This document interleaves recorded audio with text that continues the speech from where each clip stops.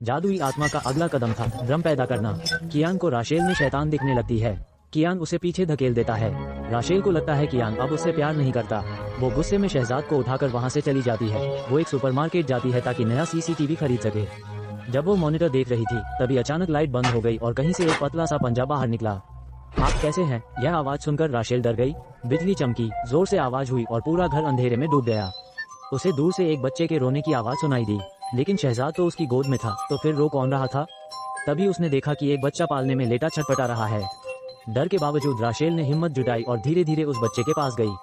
पर वो सिर्फ एक गुड़िया थी। जैसे ही वो पलटती है उसे कुछ खतरनाक चीज अलमारी में छुपी हुई दिखती है। मैं अब इस घर में नहीं रह सकती, राशेल ने कहा। वो शहजाद को गोद में लेकर लॉबी में खड़ी थी और कियान का इंतजार कर रही थी। उसी वक्त कियान ने सुना कि कोई घर के अंदर आया है। वो घबरा गया। उसने दरवाजे के पास लगे आईने में कुछ अजीब सा देखा, लेकिन ध्यान नहीं दिया। वो सोचने लगा कि कोई चोर आया है, इसलिए उसने लोहे की छड़ उठाई ताकि वो खुद को बचा सके। छड़ इतनी तेज थी कि उनके घर का प्यारा तोता पोली उसकी चपेट में आ गया और तुरंत मर गया।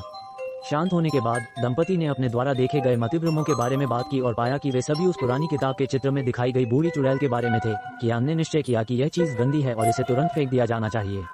उस रात जब दंपति शहजाद को गोद में लेकर सो गए तो रोने की एक और तेज आवाज ने कियान को जगा दिया। वह बिस्तर से ऐसे उठा जैसे उस पर कोई भूत सवार हो। आंखें बंद किए गलियारे से चला गया और चुपचाप पहली मंजिल पर आ गया। दरवाजा बंद होने की आवाज से उसकी नींद में चलने की आदत टूट गई। कियान ने उस आवाज की तलाश की और पाया कि यह पुरानी किताब से आ रही रोने की आवाज थी। वो चुपके से किताब घर ले गया और उसे ध्यानपूर्वक पढ़ा। इसमें प्रत्येक चित्र छोटे बच्चों से संबंधित प्रतीत होता था।